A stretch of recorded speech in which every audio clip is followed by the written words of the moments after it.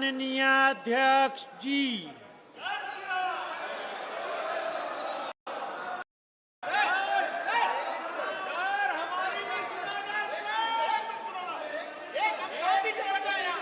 मैंने आपसे पूर्व आग्रह किया है, फिर आपसे मैं निवेदन करना चाहता हूं।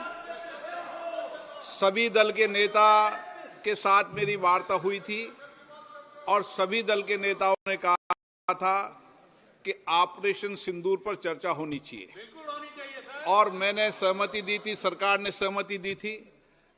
अब फिर आग्रह कर रहा हूं, आप ऑपरेशन सिंदूर पर चर्चा होने दें। जो सारे विषय हैं उन सारे विषयों पर कभी भी सदन में बताने से चर्चा नहीं होगी। मैं फिर आपसे आग्रह करता हूं,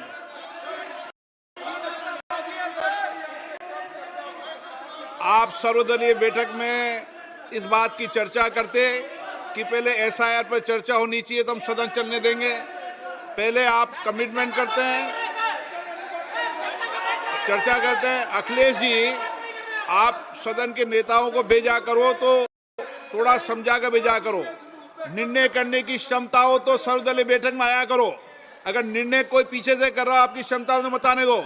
सदन चलेगा तो ऑपरेशन सिंदूर में चलेगा। सदन की कार्रवाई 2 बजे तक के लिए स्थगित की जाती है।